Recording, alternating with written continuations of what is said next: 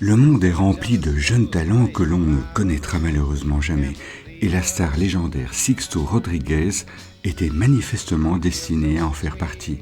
Cependant, un véritable miracle se produisit, une histoire tout droit sortie des studios hollywoodiens, à une différence près. Celle-ci est profondément véridique. Auteur, compositeur, chanteur et guitariste, Sixto Rodriguez était animé par la musique rock-folk americana. Considéré par certains comme l'égal de Bob Dylan, il avait un style doux et à la fois percutant, rythmé par un son parfois légèrement métallique qui vous emmène loin, très loin. Pendant qu'il jouait, il lui arrivait de chanter dos au public afin de se concentrer sur sa musique et penser aux paroles de ses chansons. Sixto Rodriguez aurait pu faire de l'ombre aux plus grands, malgré 2 albums absolument remarquables sortis au début des années 70.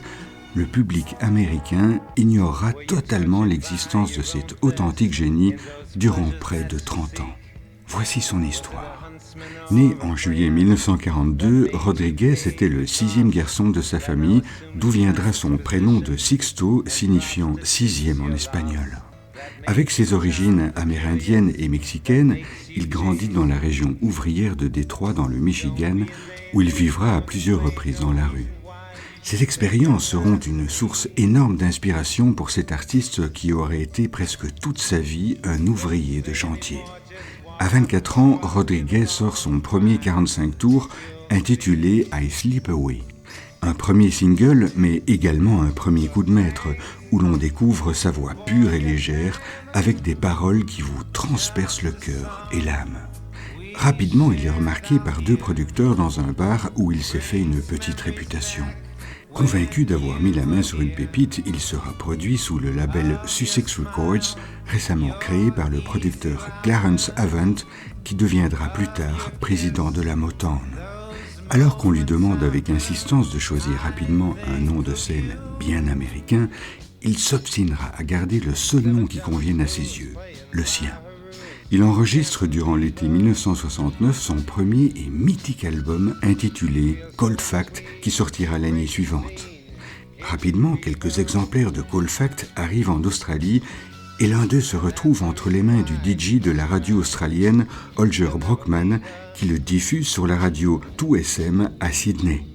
Le 33 tours fait un véritable carton et très vite les disquaires commencent à vendre l'album à plus de $300. Celui-ci est finalement commercialisé avec d'énormes ventes sur tout le continent. La même année, Sixto se rendra en Angleterre pour enregistrer un second album tout aussi mythique, Coming From Reality, qui sort en 1971.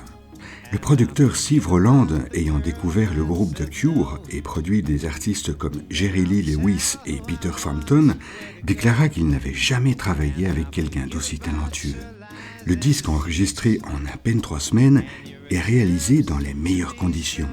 Les arrangements sont très fouillés et les musiciens embauchés aux côtés de l'artiste sont d'un excellent niveau, avec notamment le guitariste Chris Spedding qui jouera avec entre autres pour Roxy Music, Elton John, les Sex Pistols ou encore Paul McCartney.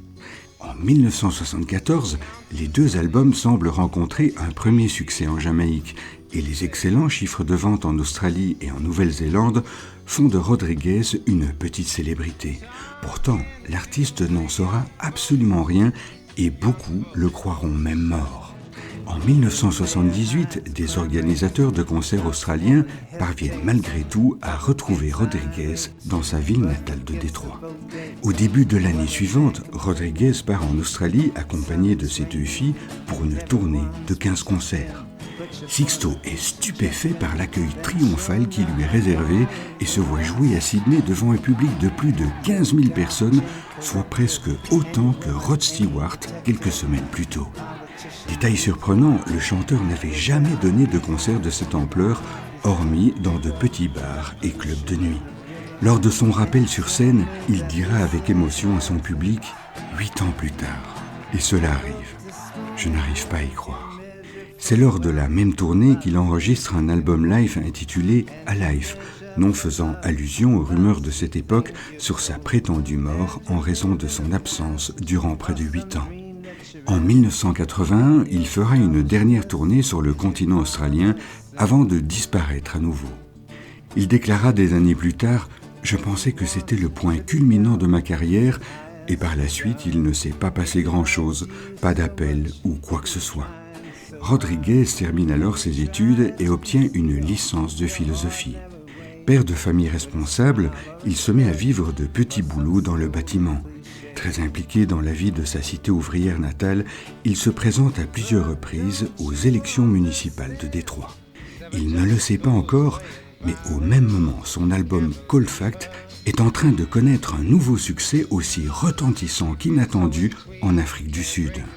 Une fois encore, tout part de voyageurs américains ayant emmené l'album dans leur valise. Le disque est aussitôt piraté et diffusé à plusieurs milliers d'exemplaires sur cassette audio et par la suite sur disque vinyle à travers tout le pays. Sans que Rodriguez ne le sache, son premier 33 tours Cold Fact devient rapidement disque d'or en Afrique du Sud et cela à plus de 10 reprises.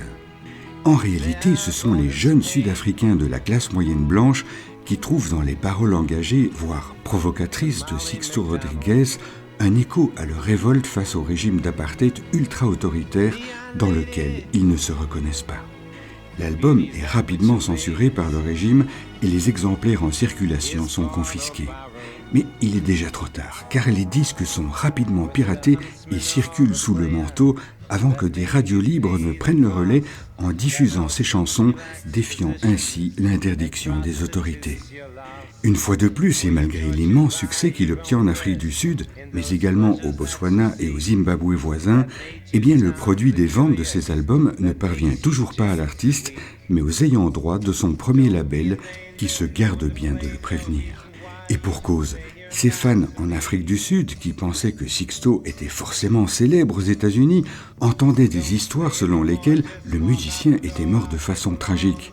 Il s'était tiré une balle dans la tête sur scène à Moscou pour certains, ou s'était immolé par le feu et était mort brûlé vif devant un public pour d'autres. En 1997, devant tant de mystères et de questions restées sans réponse, deux fans, un disquaire du nom de Stephen Segerman et un journaliste Greg Bartholomé, décident de mener une enquête approfondie. En réalité, tout ce qu'ils voulaient savoir, ça n'était pas où vivait le chanteur, mais comment était-il mort. Et cela finit par fonctionner à un détail près.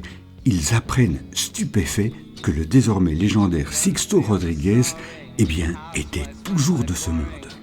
Grâce à une vaste campagne visant à localiser le chanteur, Segerman et Bartholomé sont finalement informés de l'endroit où se trouve Rodriguez par l'intermédiaire de l'une de ses filles. Pour les deux fans, c'est la consécration. Ils décident de faire venir Rodriguez ressuscité en Afrique du Sud, où il est accueilli en mégastar en 1998 pour 6 concerts à guichet fermé. Pour le public, ce fut pour beaucoup une expérience surréaliste. Et oui, cet artiste soi-disant mort, souvent décrit comme plus grand qu'Elvis Presley en Afrique du Sud, était non seulement vivant, mais se produisait devant eux. Ce sera l'occasion pour la réalisatrice Tonia Selley de réaliser un très brillant documentaire sur Rodriguez intitulé Dead Men Don't Tour. Plus tard, la sortie en 2012 du documentaire intitulé Searching for Sugar Man voit la carrière de Rodriguez connaître une seconde vie. Entièrement consacré à l'artiste oublié, le film réalisé par le Suédois Malik Bendjelloul remportera l'Oscar du meilleur documentaire. Lors de la cérémonie, Sixto ne fut pas présent. En réalité, il était tout simplement en train de dormir chez lui. De toute façon, je n'avais pas de télévision à la maison, dira-t-il. Ce succès propulse enfin le chanteur qui sera rapidement l'invité de prestigieuses émissions télé. À ces apparitions médiatiques s'ajoutera également de nombreux reportages et interviews. La CNN lui consacre une émission où Rodriguez évoque son retour inattendu sur le devant de la scène à la mi-août 2012. Le 7 octobre de la même année, il apparaît dans le magazine télévisé américain 60 Minutes sur CBS et au Royaume-Uni, il est également interviewé par Jools Holland dans son émission sur la BBC. En mai 2013 et en guise d'hommage, l'université Wayne State à Détroit lui décerne un doctorat honorifique en lettres et sciences humaines. Enfin, la même année, Sixto Rodriguez ouvrira le prestigieux Festival de Montreux aux côtés de Leonard Cohen. Dès ce moment, Rodriguez enchaînera les concerts dans le monde entier. Pour ménager la santé du chanteur qui est malheureusement fort affaibli et pratiquement aveugle, les organisateurs de sa tournée européenne prendront la décision d'annuler quelques dates de concert. Après un procès fleuve à l'issue duquel il reçut finalement tout l'argent qu'il méritait, Rodriguez continua malgré tout à vivre dans sa maison modeste de Détroit en refusant que sa renommée ne lui monte à la tête. Il n'avait ni voiture, ni ordinateur, ni télévision et vivait de manière très spartiate. Il disait qu'il n'y avait que 3 besoins fondamentaux, la nourriture, les vêtements et le logement. Après des décennies de vie au jour le jour, il put enfin prendre sa retraite tant méritée et mourut en 2023 à l'âge de 81 ans. Il posa un regard très philosophique sur ce qui s'était passé et n'éprouva aucune colère. À l'époque, je sentais que j'étais prêt pour le monde, mais peut-être que le monde n'était pas prêt pour moi. Mon histoire n'est pas celle d'une misère qui se transforme en richesse, ce sont simplement des fragments de ma vie et j'en suis content. Là où d'autres personnes vivent dans un monde artificiel, moi j'ai eu l'impression de vivre dans un monde bien réel et rien ne vaut la réalité. Selon ses proches, Sixto Rodriguez était un homme charmant et humble, et même si le succès lui est arrivé très tard dans la vie, il fut simplement heureux que les gens aient découvert sa musique et qu'il soit désormais célèbre dans le monde entier. Découvrir cet artiste vous remplit d'émotions qui vous transpercent le cœur, tant il vous transcende avec sa musique, sa voix d'une pureté déconcertante, ainsi que ses paroles qui feraient presque pâlir d'envie des chanteurs mythiques tels que Leonard Cohen. Mais une question pourtant doit être posée. Pourquoi cet immense artiste au succès pourtant programmé fut à ce point ignoré ?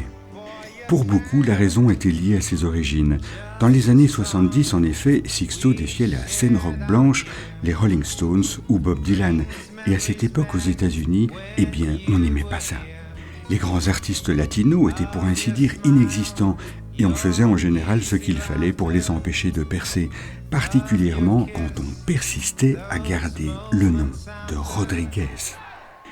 Avec Monsieur Sixto Díaz Rodriguez, il ne fait aucun doute que nous avons l'une des histoires les plus étonnantes de l'histoire du rock. It is an honor, a pleasure, and a privilege.